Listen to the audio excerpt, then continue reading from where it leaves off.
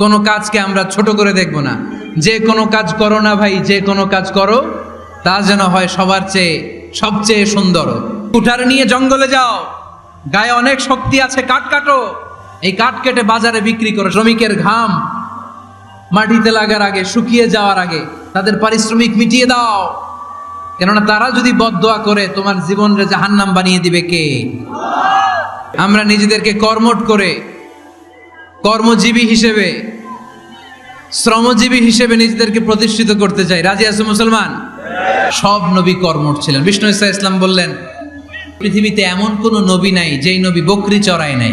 কর্মঠ থাকবো, এনার্জেটিক থাকবো, নিজের পায়ে দাঁড়াবো, আইডিয়া জেনারেট করব, এন্টারপ্রেনার হওয়ার চেষ্টা করব, নতুন নতুন উদ্যোক্তা হওয়ার মাধ্যমে আমরা আমাদের নিজেদের ভাগ্য পরিবর্তনের চেষ্টা করব। কারণ আল্লাহ বলেছেন, ইন্নাল্লাহা লা ইউগাইয়িরু মা বিকাউমিন হাত্তা ইউগাইয়িরু মা বিআনফুসিহিম। আল্লাহ তাআলা ততক্ষণ পর্যন্ত কোনো জাতির ভাগ্যের চাকার পরিবর্তন করে না যতক্ষণ পর্যন্ত ওই জাতি নিজে নিজের ভাগ্যের চাকার পরিবর্তন করতে না চায়। চিল্লা এখন ঠিক কিনা?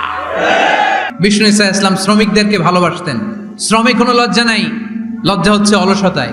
মানবাধিকারের কর্মী, কি সুন্দর কথা বলে, উইমেন রাইটস এর কথা বলে, শিশু শ্রম নিয়ে কথা বলে, আর বাড়িতে কাজের মেয়ের গায়ের মধ্যে গরম খুন্তি পিঠের মধ্যে লাগিয়ে পিঠ ঝলসিয়ে দেয়, এরকম আছে না নাই? পত্রপত্রিকায় প্রায় দেখা যায় যে কাজের মেয়েদেরকে কি অত্যাচার করে, খুন্তি গরম করে করে চামড়ার মধ্যে লাগিয়ে স্কিন ঝলসে ফেলেছে, গ্রিলের মধ্যে বেঁধে রেখেছে, সময় মতো খাবার দেয় নাই, পিটিয়ে মাথার চুল কামিয়ে মাথা ন্যাড়া করে দিয়েছে, এরকম আছে না নাই? এরা মানবাধিকারের ঠিকাদার, এরা মানবাধিকারের কথা বলে। আর বিষ্ণু ঈসা ইসলামের খাদেম বিশ্বনবীর ব্যাপারে বলেছে, কোনোদিন মাইর তো দূরের কথা, হাত তোলা তো দূরের কথা, আরে ধমক দেওয়া তো দূরের কথা, বিরক্তির চেহারা নিয়েও কোনোদিন বিশ্বনবী আমার দিকে তাকায় নাই। চিল্লায় পড়েন সুবহানাল্লাহ। সূরাতুল জুমার 10 নম্বর আয়াতে আল্লাহ তাআলা আমাদেরকে কর্মচঞ্চল হতে বলেছেন, কাজ করে খেতে বলেছেন। কাজে লজ্জা নেই, লজ্জা অলসতায়। কাজে লজ্জা আছে? লজ্জা কিসে? অলসতায়, অকর্মণ্যতায়। লেজিনেস খুব খারাপ, কিন্তু অ্যাক্টিভ হওয়া, এনার্জেটিক হওয়া, এটা নবীদের সুন্নাত, ঠিক কিনা?